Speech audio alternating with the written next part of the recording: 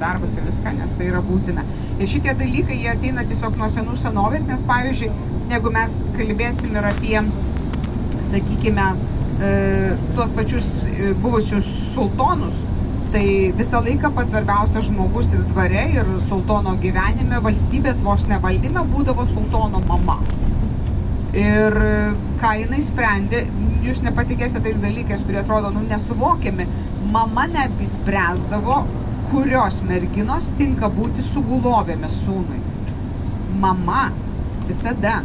Ir jeigu tu nesutarsi su sultono mama, kuri faktiškai yra viena iš valdančiųjų hareme, tai tau šansų suvilioti ten tą sultoną arba būti viena iš jo mylimesnių kažkokių sugulovių šansų nėra, nes mamytė skirsto, kas turėtų būti su jo sūnumi. Įdomybės tokios būdavo, bet taip yra. Ta prasme, šitie vyrukai, kad ir kokie jie svarbus buvę ir užkariavę ten įvairias teritorijas viską, bet mamytės grojo pirmaisiais smuikais. Ir dėl to buvo labai svarbu pagimdyti sūnų.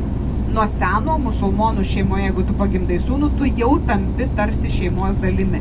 O kol tik tai tave veda, kol tu, pavyzdžiui, eilinę šeimą, turint omeny turkų nuo senų laikų, jeigu tik tai moterį veda vyriškis, jinai daro juodžiausius darbus atėjus į marčias.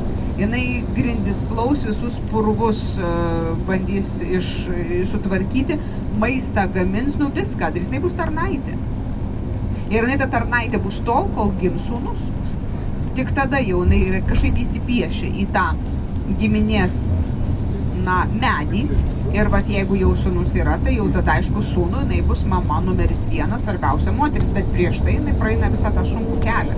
O jeigu ne sūnus, arba pavyzdžiui būdavo, kad ir pavyzdžiui sultono dvare, labai nemažai merginų, kurios turėjo smegenų trupučiuką, tai jos bandydavo tą sultoną ten pavilioti ir tapti kokio mylimesnėm ir svarbesnėm ir matydavo, kad galbūt jo ten kelios oficialios žmonos netitinka kažkokių tai jo norų ar lūkesčių. Tai būdavo svarbu net ir tai, sakykime, suguloviai pagimdyti sūnų. Todėl, kad jeigu tu pagimdysi sūnų, net ir būdama sugulovė, o ne oficialia žmona, tai būdavo jau tavo viso statuso pakilimas, nes tu jau pagimdėjai jam berniuką, kuris kaip ir galėtų būti netgi ir paveldėtojų, nors jis ir neoficialus.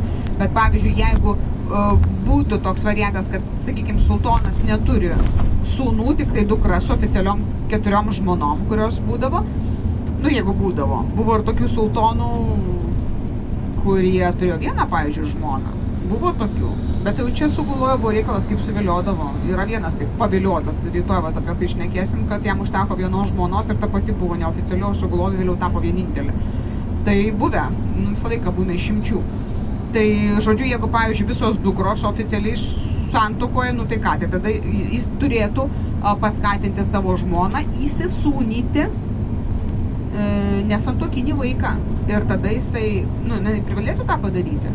Nes tik tai tokiu būdu, kai įsisūnija sultonas savo nesantuokinį vaiką, jis gali paveldėti jo valstybę.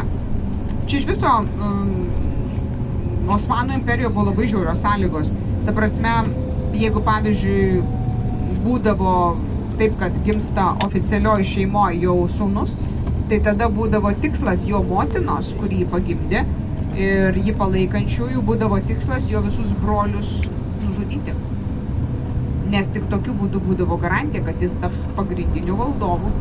Nes jeigu dar bus brolių, jeigu dar bus kažkokių tai nesantuokinių vaikų, tai jie gali pretenduoti. Jie gali jam kažką padaryti, todėl būdavo tikslas juos visus išgalabyti. Tai tęsiasi ilgai, iki maždaug 16 amžiaus. Po to tik tai Mustafa Paša nusprendė, vienas iš senųjų sultonų, nusprendė, kad nereikia taip daryti, ir jis buvo nusprendęs, pavyzdžiui, savo brolį uždaryti tiesiog bokšte, kaip neva psichiškai nesveika, bet nenugalabydavo. Leisdavo tiesiog gyventi. Tai jau čia buvo kažkokia humanizmo apraiška. Iki to laiko visi, kurie galėjo būti pretendentais į sostą, gimus pagrindiniam sūnui, juos visus reikėjo žudyti. Nes kitaip jie galėjo užimti sostą.